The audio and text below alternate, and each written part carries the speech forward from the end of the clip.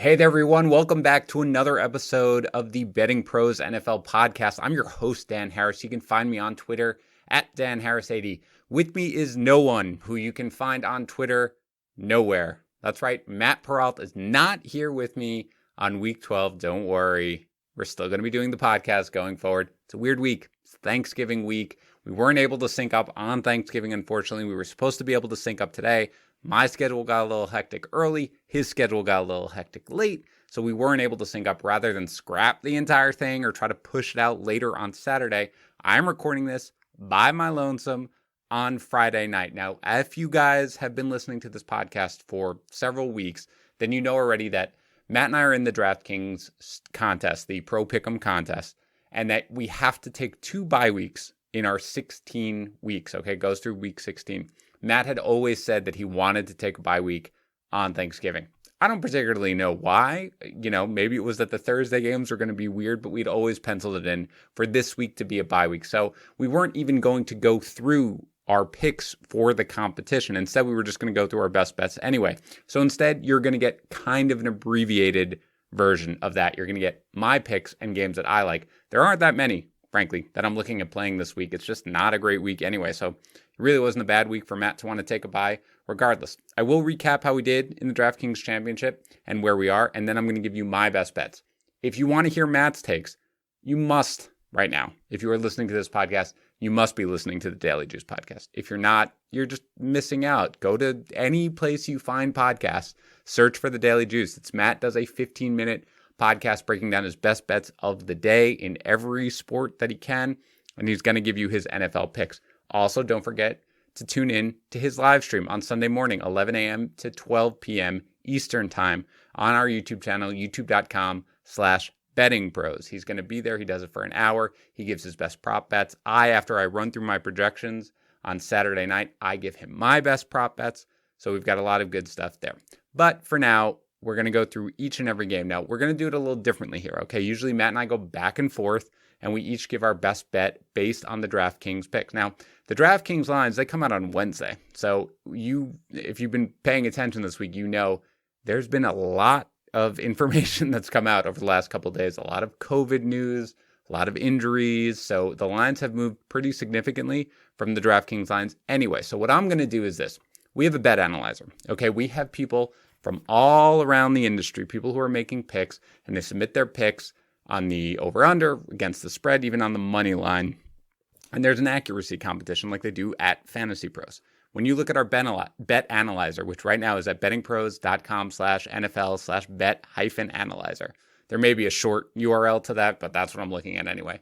That is going to show you the consensus of how many analysts are picking one side versus the other side. So what I'm going to do is I'm going to go through each game based on the order of how many analysts are sort of one-sided on that game, and we'll touch on each and every game. I'll let you know if I have a lean on it or if I don't. It's probably going to be a little quicker than our usual Betting Pros NFL podcast, but, whatever. You don't want to listen to me talk for like an hour anyway. Before we get into it, reminder about Discord, bettingpros.com/chat. We are giving away an A.J. Brown signed helmet. If you just go in there, you go and you'll see it. There's an A.J. Brown giveaway. You just put in Betting Pros. You show that you're entered. That's it. It's going to run through the end of November, so you got a couple more days here. But go ahead. Again, bettingpros.com/chat. Talk about sports betting with tons of people who are interested in it as well. Second, if you like prop bets, we have our prop bet cheat sheet. Go to bettingpros.com/props. That compares the consensus projections against some of the props that are available in the market. All right, so we're going to get to every game here. Let me recap, if you have been following along, how we did in the DraftKings Championship. 2-3 last week, super frustrating. It was actually a good week for the contest. I'm not joking about that. A 2-3 week moved you up the standings in that contest. Still not great. We're better than half. We're probably in, the top 40th percentile. The most lopsided picks last week were the Chiefs laying 6.5 to the Raiders. We were on that too. That lost. The Packers getting 2.5 from the Colts. That lost. The Eagles getting 3.5 from the Browns. That lost. The Falcons getting 4.5 from the Saints. That lost. And the Dolphins laying 3.5 to the Broncos. That lost. All 5 of the most heavily picked games in the DraftKings the DraftKings Pro Pick'em Championship, which, by the way, is just sharp bettors. They all lost, which shows you It's going to happen sometimes. Even if you're on the right side, even if your models say you're on the right side, even if your instinct says you're on the right side, and a lot of people agree, it's not always going to work out. So if you're having a bad week, don't beat yourself up. So again, we lost on the Chiefs. As I mentioned, we also lost on the Jaguars, getting 10.5 from the Steelers, and the Pats laying 2.5 to the Texans. We did hit on the Texans getting 6.5 from the Ravens, and the Cowboys getting 7.5 from the Vikings. So again, we're taking our bye week this week, so we haven't even discussed what we liked based on the lines. But again, we're going to get into it. So I'm just going to start from the most lopsided picks in our bet analyzer. So these are the games that the vast majority of the people submitting picks agree upon. The most one-sided game is the Giants laying 6 to the Bengals. Okay? 80% of the experts who have put in picks are on the Giants. I don't love the game. It's not one of my favorite plays of the week, but I am also on that side. Now, I think probably Allen starting is a little bit better than Ryan Finley for the Bengals because, goodness, we've seen what Ryan Finley can do. Last game, we saw what he could do, 3 games, I believe, last year, and it's not pretty. The Giants are rested. They're playing okay, and goodness gracious, they are right in the hunt for that NFC East. So given the fact that they are pretty healthy, Wayne Gallman is going to be able to run pretty easily over the Bengals' run defense. Daniel Jones is playing okay. He's playing well enough. They're going to be able to pass if they need to. Gio Bernard may play in this game. He was recovering from a concussion. But right now, you've seen the rumors, right? You've heard of all the bad stuff that's going on with the Bengals. It just seems like a team that's in disarray. 6 points is a pretty, heavy hang they're going to be looking at for the Giants. But I agree. At 6, I'm fine if it stays below a touchdown. I'm okay to go with it. Not my favorite bet, but again, our bet analyzer goes 80%. And so I am on that same side, although it's not one of my favorite plays. The Seahawks against the Eagles. This is Monday Night Football. 79% of our experts are with the Seahawks at laying 5.5. So I don't love this game. This is not a game I want to play. And you know Matt's position, right? Matt will not play a favorite if they're laying 5.5 points. He thinks that is indicative that the books really don't know. And again, Matt's been out in Vegas for, a million years. He's got a lot of that sort of inside information. He won't play a favorite. I do not feel that way. I don't really care if it's 5.5 or 5 or 6. It means nothing to me either way. With that said, I am staying away from this game. If you forced me to pick a side, it would probably be the Eagles. And that's disgusting. That's the thing. I can't confidently back Carson Wentz in this game. There's just no way. Like, you've seen him play. He is playing as the worst quarterback in football. Okay? No joke. His decision-making is awful. If you play fantasy, as I hope you do, if you are checking out BettingPros, you should check out Fantasy Pros. If you play fantasy, it hasn't been that terrible from a fantasy perspective, mainly because he digs himself such a hole that he's got to scramble around like a madman to get out of it, and he winds up putting up some decent numbers. They are getting healthier. It's possible Zach Ertz will play in this game. I haven't seen that he's been ruled out yet, but of course you've got Dallas Goedert, Miles Sanders is back, you've got Jalen Reagor, Travis Fulgham hasn't been quite as involved lately, but he is there. The offensive line still really beat up, and that's kind of, Wentz does not play well with pressure. And the Seahawks have been getting a little more pressure lately. Seahawks almost, they very rarely win more than 1-score games. So this is not something where I expect the Seahawks to win by, 14 points or something like that. That's just not really how they go.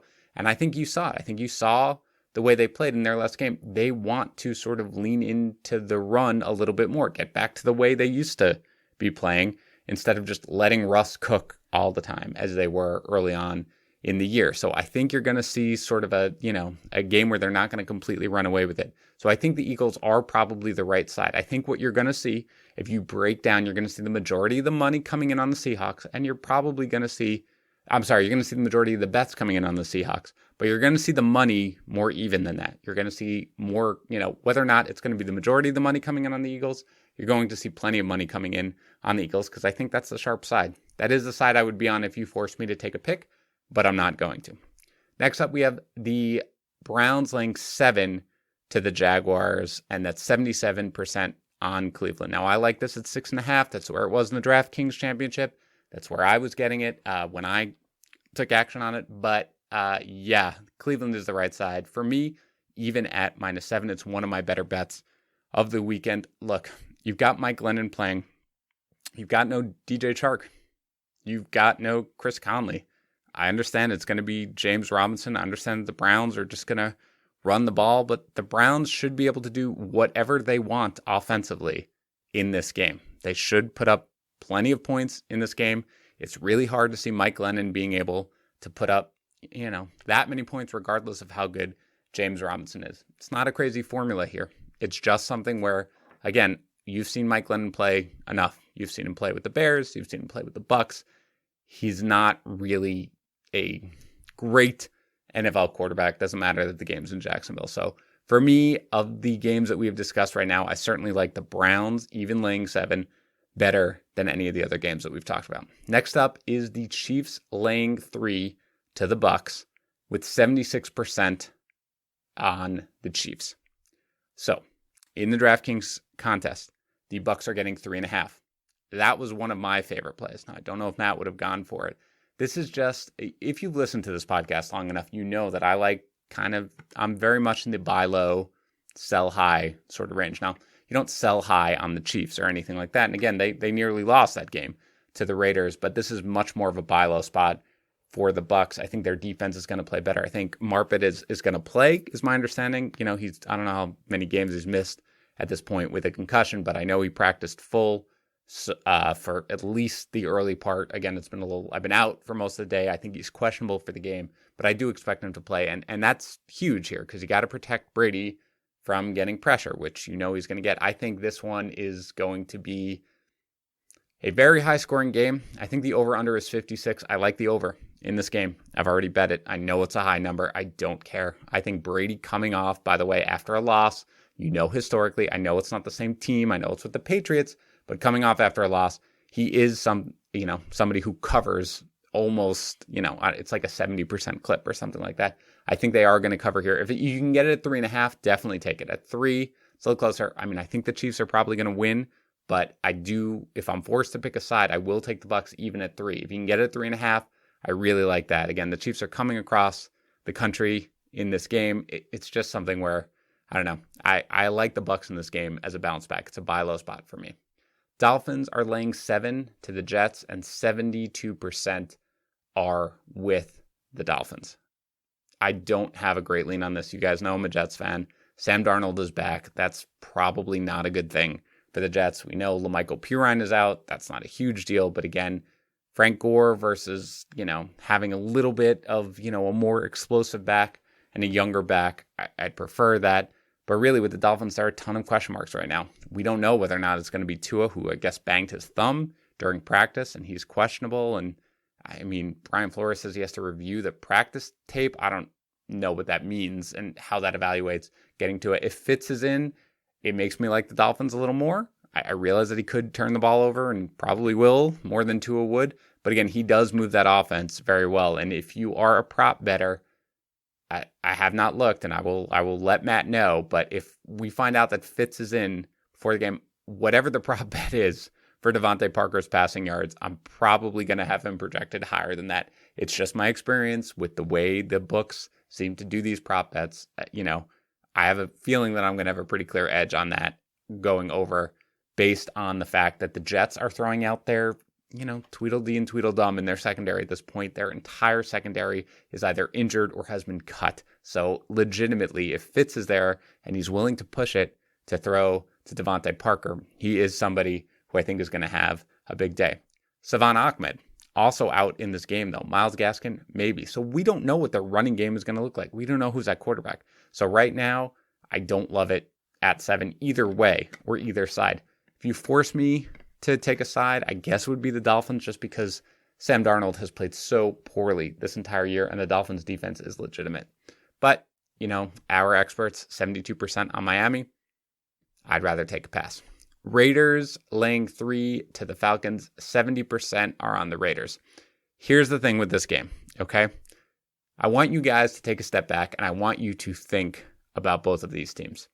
What we think about with the Raiders is, wow, okay. Raiders are a pretty decent football team. I mean, they beat the Chiefs once. They nearly beat them again. Derek Carr playing extremely well. Josh Jacobs, one of the better running backs in the league. Darren Waller, one of the best tight ends in the league. Nelson Aguilar, risen from the dead, playing well. It still drops some passes, but the offense is definitely able to move the ball. Defense has some holes for sure, but they're a pretty solid football team who, are in contention for a playoff spot. The Falcons, they just got destroyed by Taysom Hill. And the Saints, you've got Todd Gurley out in this game. You've got Julio Jones, very questionable. And yet the spread is not moving. It's at 3. It's been at 3 pretty much all week. I mean, the DraftKings contest had it at 2.5. When you think about a spread like that, for me, one of the things you guys should do is try to predict the lines coming in. I would have predicted this line at 3.5 for the Raiders, maybe 4, something over a field goal. Because I think this is a line begging you to take the Raiders. I don't care that it's in Atlanta. It's a line that's begging you to take the Raiders. And the fact that it's not moving, that just, the books know more than we do. That's the bottom line. It feels too much like a trap game. Feels like the sharp side is going to be on the Falcons. Not enough for me to trust them. I mean, their defense is playing a little better, but without Julio Jones, without Todd Gurley, that may be a plus, frankly, with the way Gurley's been running and getting in Brian Hill, but still not anywhere where I want to really go near. Cardinals against the Patriots. The Cardinals are laying 1.5 points. 68% are on Arizona. This is another game that I don't want a part of. The Patriots are a team that I do not have a read on. I just don't. I'm fully willing to admit that. When I think they're going to play well, they don't. When I think they're going to play poorly, they don't. I think Arizona's going to win this game. They're a better team from top to bottom. But you do have Kyler Murray dealing with the shoulder injury. Now, I understand. I don't even think he's on the injury report. No, I refuse to believe that. You watch that game against Seattle. This is something where whatever it was, an AC joint sprain, if he takes a hit, one hit, and he runs, then it's gonna hurt him. It's gonna be something where you saw the difference in the way he was passing in that Seattle game. There's enough uncertainty there that makes me concerned about what he's going to look like. They're coming across the country. I know they've had a break here, given the fact that they played, they've had a little bit of an extra break here. But still, it's just not something where I'm willing to trust either team in this scenario. There's no Larry Fitzgerald here with COVID. I know we're like, well, Larry Fitzgerald, whatever. He's a safety blanket. He's there. By the way, Andy Isabella prop bets, you're also probably going to want to bet over whenever they come out, because my guess is it's not going to be juiced up enough to what it's going to be. You're going to have Stephon Gilmore trying to take away DeAndre Hopkins. You're going to have them focusing on Christian Kirk. They're going to say, Andy Isabella, you can have your passes. So look for Andy Isabella passing yards. Watch our live stream on YouTube, youtube.com/bettingpros on Sunday morning, 11 a.m. to 12 p.m. Eastern. I will give Matt my props. Andy Isabella over whatever receiving yards they're going to throw out there. My guess is just, again, based on when I do my projections on Saturday night and I look at the props, this just strikes me as one where there's going to be a delta between how I feel about them and what the books are going to set. Bears versus the Packers. 65% are on the Packers, laying 8.5 points in this game.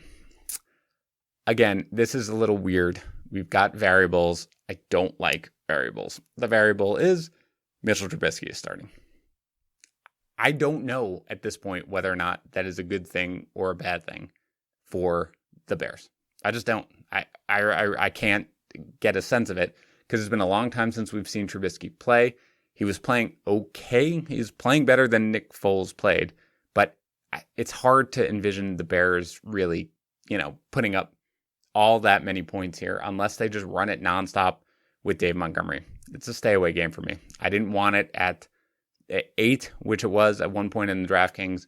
I don't want it at 8.5. It's just a game that I don't really want to touch. Maybe Matt has a better feel on it, but this is a stay away game for me. 49ers against the Rams. The Rams getting 6.5 points. 64% of our experts are on the Rams. Not a game that I absolutely love. If I had to pick a side, this would be the 49ers.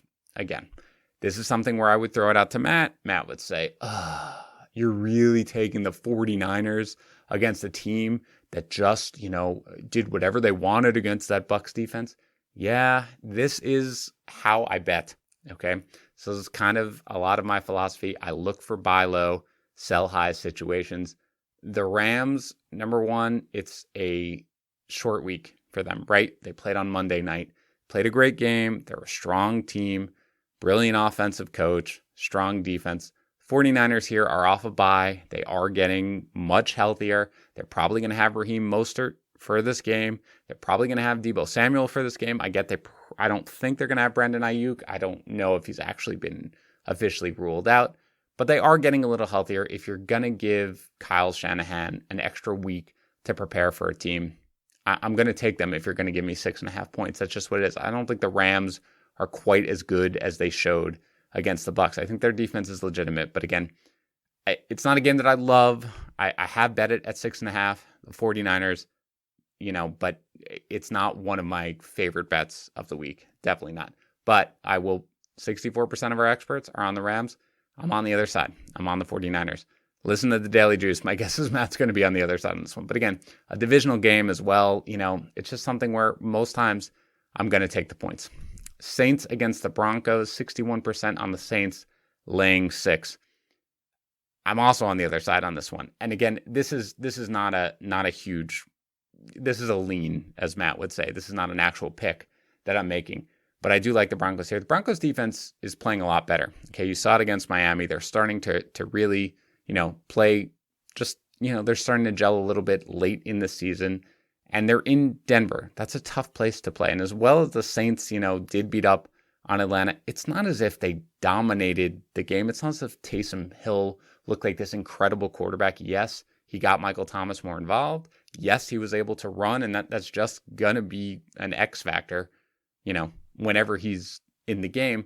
But still, Denver, as bad as sort of they are, generally speaking, and I know that Melvin Gordon and or Phillip Lindsay is not going to have a great time running the ball in this game. And I know that Jerry Jeudy is questionable for this game, so that would make a difference. But in the end, in Denver, Taysom Hill, now that you've actually seen what he looks like, remember, preparing for that game, nobody really knew if Taysom Hill was going to be the actual starting quarterback. Yeah, that was sort of the report that went out. Peyton wouldn't confirm it, but even you out there, casual gambler, could not have been like, oh yeah, this is going to be Taysom Hill. He's just going to get it. We're never going to see Jameis Winston whatsoever.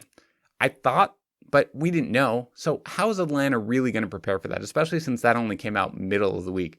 We've now seen it. Now, I'm not saying that means that anybody's going to be able to solve Taysom Hill, but at 6 points, I'd rather go with the Broncos at home. Always a tough place to play. You guys know that with the altitude. So for me, I'm on the Broncos here. 61% are on the Saints.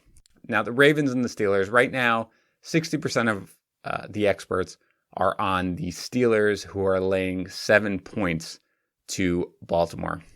I mean, the game right now is scheduled for Tuesday. Okay, you've got no Lamar Jackson. You've got no J.K. Dobbins. You've got no Mark Ingram. This is also a game where I'm not 100% that Dobbins and Ingram are out. Maybe I haven't seen today. Again, the whole COVID protocol, which, to be fair, our great guys at Fantasy Pros had to remind me of what it was. If you have tested positive and you're asymptomatic, then you can actually be cleared to play within 5 days if you get 2 negative tests. Now, I don't know whether or not Dobbins and Ingram were symptomatic. If they were symptomatic, it's 10 days, and they would be out for this game, guaranteed. I don't know whether they're symptomatic or asymptomatic, but I think that regardless, given the fact that it's been an outbreak, that's really just a guard against false tests. So my guess is neither guy would test negative in the upcoming games, and so they're probably out for this game. So you've got RG3, and you've got Gus Edwards, who's fine, perfectly capable back going against the Steelers. I guess you got to take the Steelers, but it's not a game that I really want to go near. It's just not. I realize that you're going to be like, wow, Steelers, you got to take this. It's RG3. I don't know, man. I mean, the Ravens had a workable offense, and Lamar Jackson has not been passing well at all throughout this. RG3 can run the exact same type of offense that they want to run. So if I have to take a side, I would take the Steelers. But again, as much as it seems like, wow, laying 7, given all the injuries, that might be tempting. I get it. 60% of our experts agree. It's not a game that I'm going near. Titans or the Colts. The Titans are getting 59% of the bets. getting 3 points. Now, in the DraftKings contest, they're getting 3.5 points. This was my favorite play of the week, the Titans getting 3.5 points. I also like the money line, which I believe is at plus 155 for the Titans. I bet both of these. This is my bet for this week. I realize that the teams played 2 weeks ago, and the Colts won pretty substantially, but they weren't in the first half at all. You looked at that game early on. You thought that the Titans were maybe going to be able to run with it early on. Then the Nyheim Hines nonsense happened. All Jonathan Taylor fantasy managers were very upset, but the Colts kind of ran with it late. I just don't expect that to happen again here. I mean, Titans have bad special teams. They made special teams errors. That's part of what happened. I think, there's no DeForest Buckner here. I believe he's on the COVID list. Derrick Henry's going to continue to run. This is Derrick Henry time, guys. We're into the last 5 games of the season, whatever. This is where he runs. This is where he gets going. Last, from week 12 through week 17, just get out of the way. And with no Buckner, I think he's really going to be able to establish himself. I'm not really buying, I realize that the Colts hung with the Packers. They won that game. They probably shouldn't have won the game. But regardless, Colts are a very, very solid football team. But so are the Titans. It's a divisional game. It's the second one. It's going to be tight. Give me the team that's getting points. I will go with the Titans on the money line here, plus 155, and especially getting 3. If you can get it at 3.5 points, which is where I was able to lock it in, certainly if that's out there, take it. Because I do think that the Titans are going to be able to win this game going in. And don't forget, it may not be a big deal. Phillip Rivers has a minor injury coming into this game. I think it's maybe a toe injury or whatever it is. But again, I think the Titans are going to be angry. I think they're going to be ready to go in this game. And again, no DeForest Buckner. You're going to have Derrick Henry having an easy time running it. So even though, our experts on our bet analyzer are pretty split on this game, I definitely like the Titans in this one. Panthers against the Vikings. 57% are on the Vikings, laying 3.5 to the Panthers. Adam Thielen's not going to play in this game. That is going to be a big deal. Okay. Teddy Bridgewater is going to play in this game. That's good. The Vikings have no secondary. All that said, I'm still on the Vikings here. I don't love it, but I that's definitely my side. More than a lean. I have bet it. It's not my favorite bet of the week, but I have bet it. Look, this is, again, another kind of buy low, sell high situation. Panthers just shut out the Lions, okay, with PJ Walker. It's, the Vikings just lost to the Cowboys, a game that they were favored by 7.5. P.S., a ridiculous spread. I can't believe I had to convince Matt to take that game. It's classic. Buy low, sell high. The Vikings aren't nearly as bad as they looked last week. The Panthers aren't as good as they looked last week against the hapless Lions. I think the Vikings are going to bounce back here. It's a little worrisome without Thielen, who hasn't been ruled out yet. He's just not expected to play. But again, these are COVID tests at this point. If the protocol is if you're asymptomatic and you test negative twice in a 5-day period, then you're going to be able to play. They're not really allowed to talk about it. So maybe he won't play. But even if they don't, I think they've got enough with Justin Jefferson and Kyle Rudolph. Irv Smith, isn't even expected to play. I don't really care. I think they've got enough because they've got somebody. His name is Dalvin Cook. There's no Christian McCaffrey in this game. The Vikings secondary isn't great. I get it. So the Panthers will be able to pass. I think the Panthers aren't a particularly good football team. I think they're just extremely well coached. And I think that the Vikings are going to bounce back here, find a way to win this game by more than a field goal. So I will take the Vikings at 3.5. It was 4.5 in the DraftKings contest. This was a game that I lean, at 4.5. I was fine to take them. I kind of like them. They weren't my favorite pick, but I kind of like them at 4.5. If Matt would have gone good, if he wanted the Panthers, I would have nixed it. That's where I'm at with that game. So I do like the Vikings here at 3.5. The one our experts are most split on is the Bills against the Chargers. The Bills are laying 4.5 points, and 51% of our experts are on the Bills. So essentially that's split. This is a really tough one. Chargers, of course, as you know, have a way of losing games, no matter how well they're playing. We don't know the exact situation of their backfield. Austin Eckler may play. Kalen Ballage may play. If not, I don't know. Is it going to be Troy Pope leading the way in that backfield? For the Bills, John Brown is out. That's a big deal. Okay? Josh Allen, look at the way he plays when John Brown is in the game versus when John Brown is out of the game. It makes a huge difference. Casey Hayward is out in this game. I don't know how you're going to stop Stephon Diggs here. Sounds like Chris Harris Jr. may be back. I haven't seen the final report on that, but if Chris Harris Jr. is back, that's going to be really tough for Cole Beasley.